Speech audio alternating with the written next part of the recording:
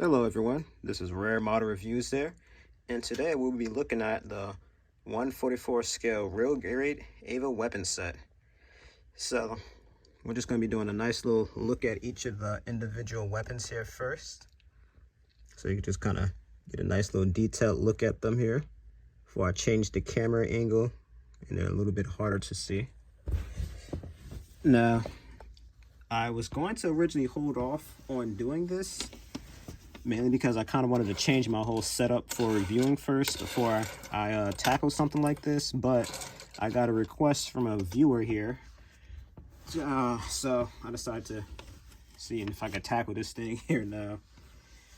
So this thing, more so, as you can tell from the color scheme, was made in mind with Ava Unit 1.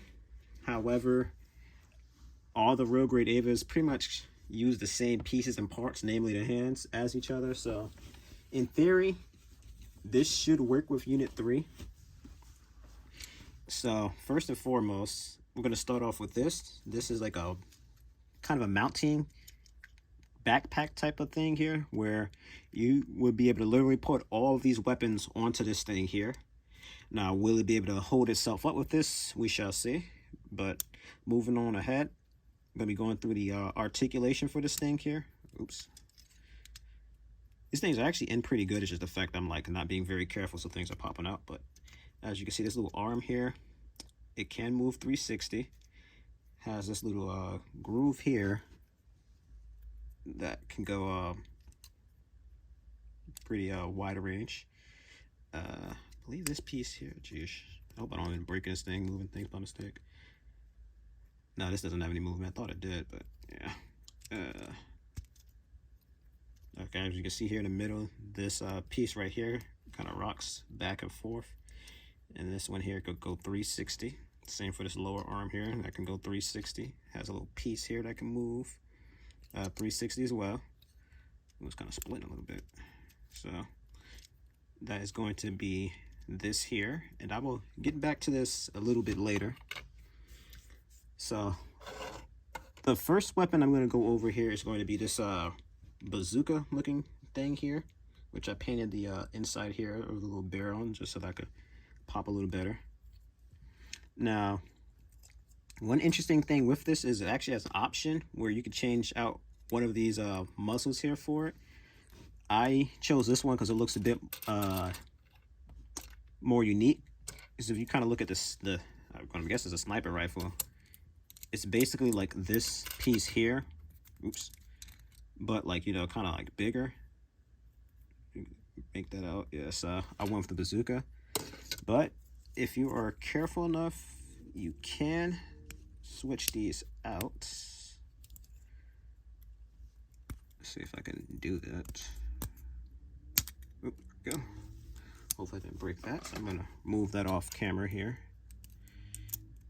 Then we're gonna snap on this here, which is as simple as wedging on these two pieces on together. Come on. Trying to do this as quickly as possible. All right, there we go. So voila. Now this is I don't think you can move this piece here. No, you can remove it, but not move it. Okay. All right. But yeah, moving on. I'll actually go over this real quick. This is this little dagger. Now technically, one other thing I wanted to mention before I get into the weapons itself is if you were to have a Unit 1 handy, I'd recommend that if you were to get this, I'll go over whether you should or not later, but you'd be able to construct this like unique arm piece that comes with it that allow you to mount the knife on an arm here like so it becomes like a wrist blade. But I didn't do that with my Unit 3, one, because it'll be a purple arm and that wouldn't look good, and two, I guess I kind of want to save that for like Unit 1, do that. Now these arms are like grenades, so you would be able to kind of switch out the arms and do a normal version or a different version, but I decided not to go and do that. Now, one thing I want to mention with this kit is it has pegs all over the hilts for all the weapons. However, they do not fit with the ones here on this kit at all. It doesn't matter whether you try to fit it in this way or the other way. This thing does not stay in. And as soon as I say that, it actually does well. Now, however, if you wanted to try to get these things to stay in, you can do some modifications, shave down the pegs in the hands. However, that will compromise the integrity of the other weapons. So, again, do that at your own discretion. Now, originally this didn't fit. However, me trying to mount all the weapons and see what fits, I actually started to wear down the peg in the hand to the point that now it does fit. Not very strong, as you can see. It dismounted like nothing. Like, if you can literally see inside this peg, this thing is all beaten up and worn out from me shaving it and trying to put these things in. That's actually why I'm doing it with the left hand, because I don't want to ruin the right hands. But moving on to the rifle here. As you can see, it fits decent enough. Now, can I sandwich the other piece of the hand in and get it to stay? That is the real question here.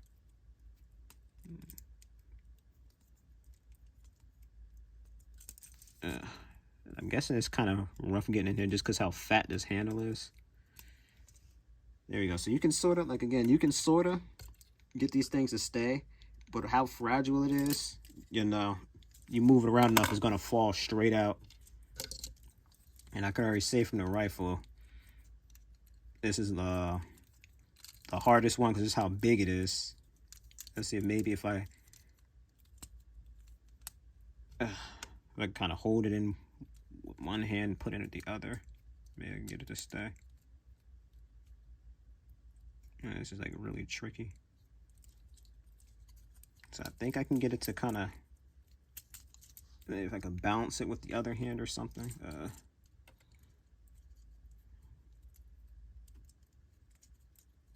Oh boy. There we go.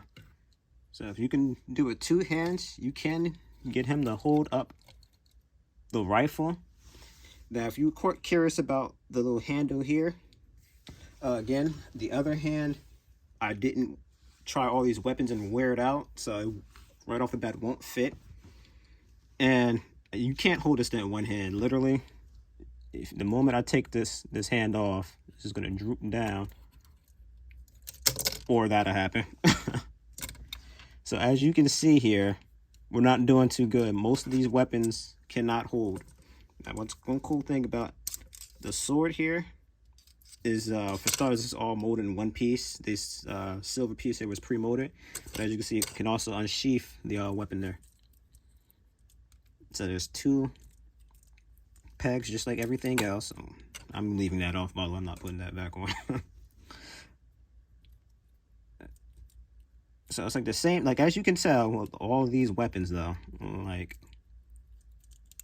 they can get in, but they're all like friction based, you know. So they can hold it, but not for long. And again, even with the same one up top here, you know, like I don't have to put this all the way in for you to see. It can't hold in from just a peg alone. You need to, you know, really put some friction in there to get it to stay. And you have the, I thought this was actually a bow and arrow at first, but no, this is actually like a double-bladed sword. So this is ironically was the first weapon I tested to see if he can hold, mainly because it was the last one I built, so it was on hand. And again, if you, I mean,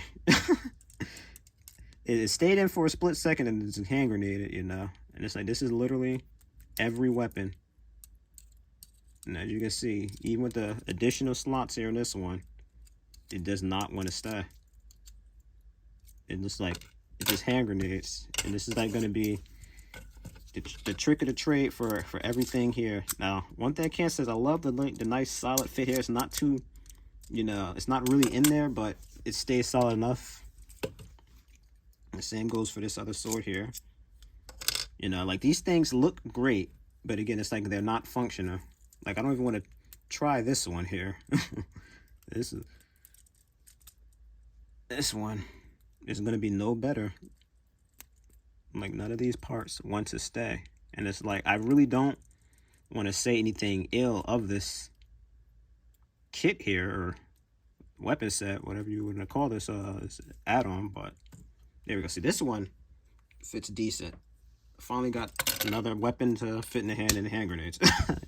You know, it's just like, it's really hard to compliment this thing. Like, and I don't want to be one of those people to say maybe I got a bad egg here. No, let's be honest. Most of the time you get stuff like this, everyone has these issues. So we have this giant XCS style sword here, and it's really in here. I get nervous with this thing. It really sticks in there. As you can see, it kind of hinges like so, which is nice. See, now all of a sudden it doesn't want to really stay in there, but it's the same deal as all the others. And especially you'll find with these bigger weapons, not only are you fighting with this thing staying in the hand by friction alone, but also has the weight fighting against it too. So again, you can, if you fight this thing enough, you get some of this stuff to stay in there, you know, and it looks great. But again, it's a battle to get it there. And I'm going to close up this hand. I'm not putting anything in it. I just want to show you guys that it's not the hand. The hand is staying just fine. If I can get in there, there we go. As you can see, hand's just fine. Yeah, I'm moving around a little. It's staying in. It's not the hand's fault. It's the weapons. And this is what I said about this thing, the arm hand grenading. You gotta be extra careful when you're maneuvering arms. But I'm gonna stand him still. And the backpack here has this little peg. And then you just plug it in right to where the little hole in the entry plug is. And snap that over. It holds well enough. I'd argue it holds better than the entry plug. Because if I did that, the entry plug would fall right out. So, show him on the side here. Ooh, if I can get him to stand up. There we go. So you can kind of see the backpack a little bit. Well, you know what? I don't know why I'm doing this, honestly. Because I'm about to try to mount everything to the back anyway. So, while I'm doing this, I'm just going to give you guys my verdicts, as this is basically the end of the view at this point. I'm going to try to put the weapons on the back, but yeah, that's another thing I want to mention. These don't all quite fit in the way they're supposed to. There's these little trays here. You're supposed to, they all have like these little grooves like this that you just kind of line up. Oops. That you kind of line up here into these slots here to put on. But it doesn't work that way. Like it shows in the menu, it's supposed to flip upside down. For some reason, you know, it's flipping like this. And I mean, if you kind of flip it like this, I guess now it's the way it's supposed to be. But obviously, if you can see the way it's like knocking into these, that's not quite right, you know. But once again, getting on to the verdict here. If I wanted to be one of those people to say maybe I just got a bad egg, I'd recommend this thing. But me assuming all of them are like this, I'm going to say I can't recommend this thing. This, first and foremost, is not a licensed Bandai product. This is like a third-party endeavor, sort of like the B Club, if you guys remember them. They did a whole bunch of aftermarket stuff for Bandai kits. So, as such, since this is not a licensed Bandai product, and as you can see, it's not even very compatible with the Avas here, I can't recommend this thing as not that it was expensive. These packs usually go for about 20-30 bucks each. But again, it's like, look at this. This thing's all floppy. Wants to close up for the full source type of way, whatever. And geez, getting it like this, I'm not even sure if I'll be able to mount this onto his back. But it's just the fact that I have to do some sort of modification to get this thing onto this guy. And again, it's like I should be able to mount these things onto the kit straight off the bat. All I should have to do is build it and mount it. But the fact that I have to do some modifications to it, you know. I have gotten him to stand with this on, by the way. You just got to really kind of finesse it. There we go. Oh, almost was. There. Oh, his knees are giving out, though. But yeah, so like I said, if you guys wanted to experiment maybe if you're willing to modify your kits, grab it. Otherwise, I can't recommend it, guys. So this is Rare Modern Reviews here, and I thank you guys so much for watching, and stay tuned for the next review.